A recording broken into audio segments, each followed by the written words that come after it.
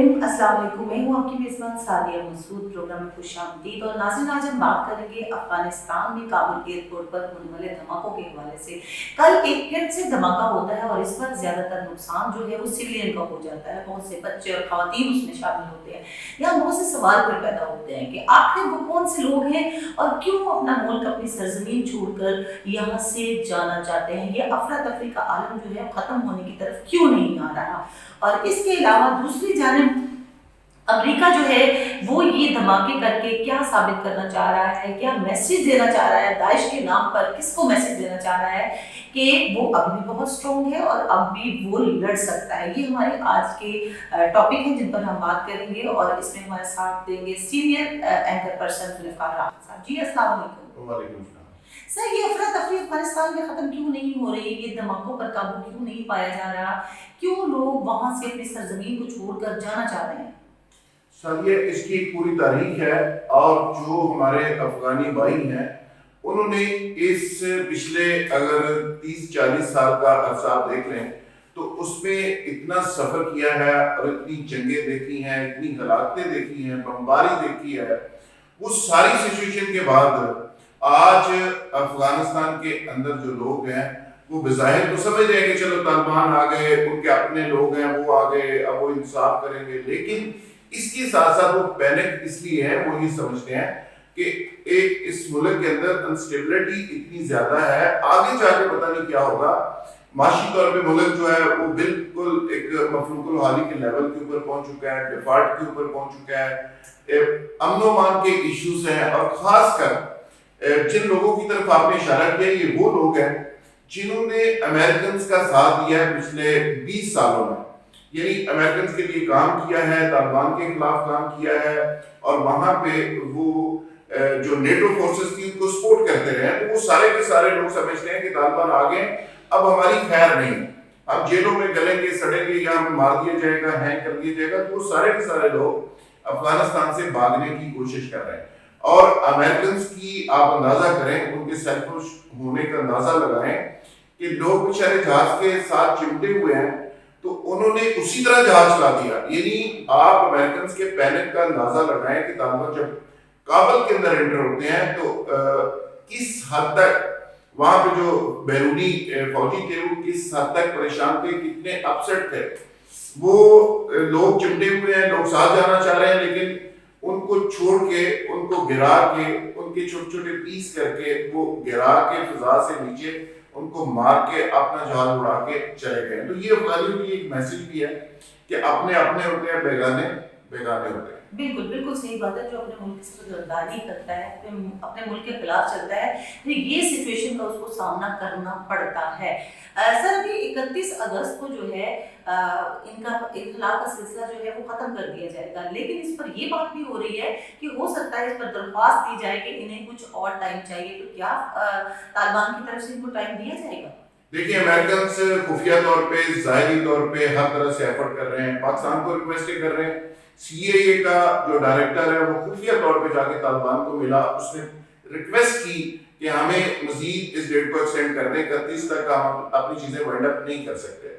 लेकिन खबर उसमें ये है कि जब तालिबान अचानक एंटर होते हैं काबुल के अंदर तो बहुत सारा साजो सामान, बहुत से टैंक, बहुत सारी ऐसी गन्स, बहुत सारे ऐसे दस्तावेजात, बहुत सारे हेलीकॉप्टर, बहुत से जहाज और बहुत सारा एमुनेशन जो है वो तालिबान के हाथ लग गया है, जिसकी वजह से अमेरिकन परेशान है, जिसकी वजह से इंडियंस परेशान है। आप देखें ना कि इंडिया के अंदर शामें गरीबा हो रही है, सफे मातम बिछा हुआ है, उनके चैनल्स के ऊपर चीखें निकल रही हैं, एंकर रो रहे हैं, पिट रहे हैं। कल मैं एक एंकर को देख रहा था, वो चीख चला रहा था और कह रहा था कि जी शिंगपोंग जो चाइनीज प्रेसिडेंट है वो और न्याजी आपस में मिल गए हैं, चाचा और भतीजा बन गए हैं और वहां से अमेरिका को इन्होंने भगा दिया है, इंडिया को भगा दिया। तो इंडिया का वहां पे $320 बिलियन लगा हुआ है, 400 प्रोजेक्ट इंडिया ने वहां पे शुरू किए हुए थे। वहां पे अफगानिस्तान की जो पार्लियामेंट है वो भी इंडिया ने बनाई है, वहां पे 2-4 बड़े डैम्स हैं वो भी इंडिया बना रहा था। तो इतनी बड़ी इन्वेस्टमेंट के साथ इंडिया वहां से जीरो हो गया, अमेरिकन जीरो हो गए, वहां से जो नेटो फोर्सेस थी उनके जो इंटरेस्ट थे और जो अफगानियों को वो बरगला रहे थे और पाकिस्तान के खिलाफ यूज कर रहे थे, اسلام کے خلاف یوز کر رہے تھے، ان کو کرسچن بنایا جا رہا تھا، ان کو یہودی بنایا جا رہا تھا، تو وہ سارا پلان ایک طرح سے ختم ہو گیا. اور ایک وہاں پہ اتنی الارمنگ صورتحال ہے سعدیہ، یہ ہم چاہیں گے کہ ویورز ہمارے سن سکیں اور ان تک یہ بات پہنچے کہ وہاں پہ انڈیا نے ایک منصوبہ دیا ہوا تھا کہ جو افغان لڑکی ہندو سے شادی کرے گی اس کو پیکج دیا جائے گا، اس کو انڈیا میں جا کر آباد کیا جائے گا. یعنی ماضی کے اندر آپ کو یاد ہے کہ وہ چانکیہ والی آپ نے ایک مثال سنی ہے، وہاں پہ ہندو کش ایک ایریا ہے افغانستان کے اندر، تو وہاں پہ ہندوؤں کی ایک بہت زیادہ سلوٹرنگ ہوئی تھی، بہت سارے ہندوؤں کو مارا گیا تھا. آج ہندو ایک طرح سے افغانیوں سے، مسلمانوں سے وہ بھی بدلہ لے رہے کہ وہ افغانیوں کی خواتین کو اپنے ساتھ شادی کر کے، اپنی بیویاں بنا کے اپنے پاس لے جا کے ایک طرح سے وہ بھی ایک جو پرانی نفرت ہے ہندوؤں کے دل اور دماغ کے اندر اس کو ختم کر کے، یعنی وہ بھی انتقام ایک لینا چاہ رہا ہے. اس میں پی ٹی ایم کی خاتون کا میسج بڑا وائرل ہوا ہے کہ وہ افغانی لڑکیوں کو کہہ رہی ہے کہ جی آپ ہندو سے شادی کریں. تو یہ بہت بڑے منصوبے تھے جو افغانستان کے اندر امریکنز کے تھے، جو انڈینز کے تھے، وہ سارے کے سارے ادھورے رہ گئے.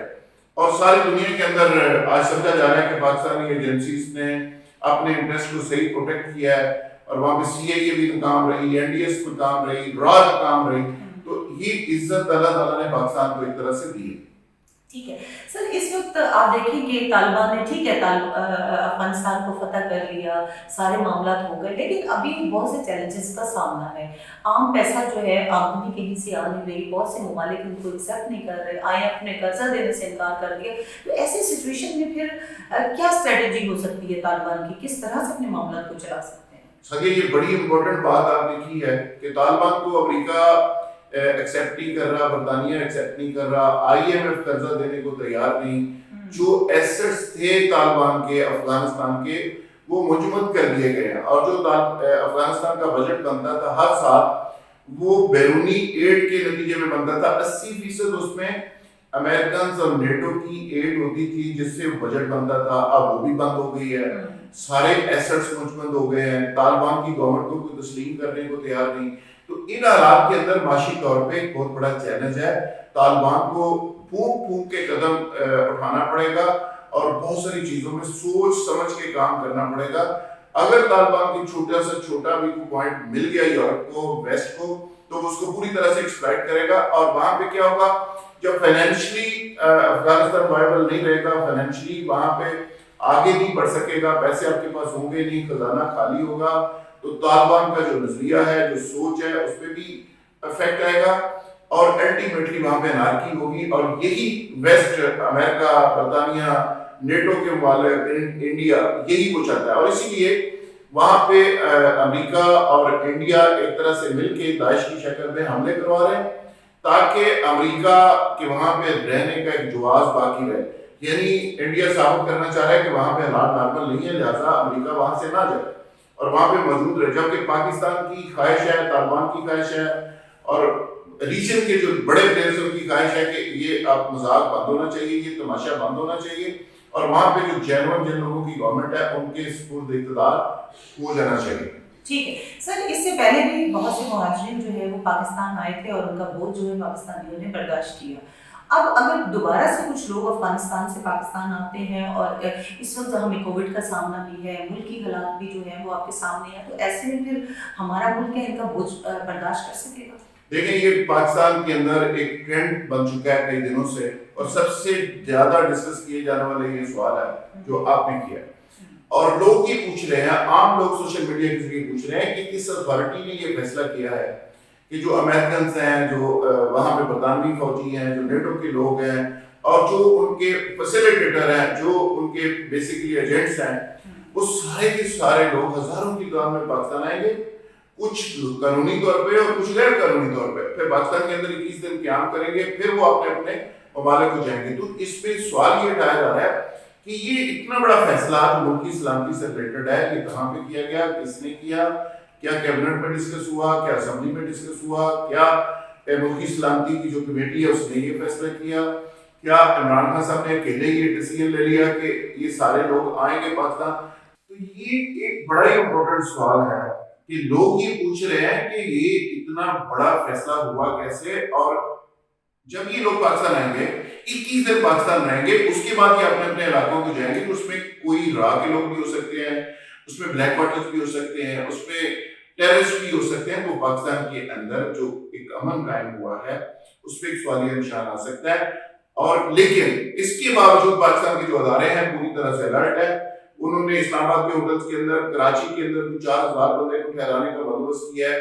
کوشش پوری ہو رہی ہے کہ ان پہ سرویلنس رکھی جائے، ان لوگوں پہ مانیٹرنگ کی جائے، اور ان لوگوں کو شہری علاقوں میں نہ جانے دیا جائے، لوگوں میں گھلنے ملنے نہ دیا جائے، ہوٹلز کے اندر ان کو بند کر کے ان کی مانیٹرنگ کر کے پھر ان کو واپس بھیج دیا جائے۔ جب میں نے کچھ ذمہ حلقوں سے بات کی تو انہوں نے کہا کہ دیکھیں اس میں ویزوں کا ایشو ہوتا ہے، وہ ادھر آئیں گے، کچھ مختلف ممالک کے اندر جو لوگ جائیں گے ان کے ویزے پروسیس ہوں گے، کسی کا کچھ معاملہ ہے، کسی کا کچھ معاملہ ہے۔ اور کورونا کی جو بات آپ نے کی یہ بہت امپورٹنٹ ہے کہ کورونا کے دنوں میں آپ نے اسلام آباد کے ہوٹل سارے خالی کرا کے وہ غیر ملکیوں کو آپ نے دے دی ہیں اور اپنے شہریوں کو سائڈ پہ کر دی ہے۔ پہلے بھی 30 لاکھ افغانیوں کو ہم نے یہاں بنا دی تھی، ہم نے ہاسپٹیلٹی ان کی تھی، ہم نے ان کو ویلکم کیا تھا، اور اس کے نتیجے میں ہماری معاشرت پہ، ہماری روایات پہ، ہمارے سسٹم پہ، ہمارے رہن سہن پہ، ہماری فوڈ پہ، ہماری معیشت پہ، ہر چیز پہ افیکٹ ہوا، اور آج ہم کوئی ماننے کو بھی تیار نہیں۔ تو میں سمجھتا ہوں کہ بہت بڑا ڈیسیژن ہے، بہت بڑا فیصلہ ہے، اور میری دعا ہے کہ اس کے اثرات ہماری ملکی سلامتی کے اوپر نہ ہوں۔ جی سر، بہت بہت شکریہ پروگرام کا حصہ بننے کے لیے۔ جناب آج کے پروگرام میں اتنے، کل دوبارہ ملاقات ہوگی ایک نئے ٹاپک کے ساتھ۔ اپنا بہت سا خیال رکھیے گا۔ اللہ حافظ۔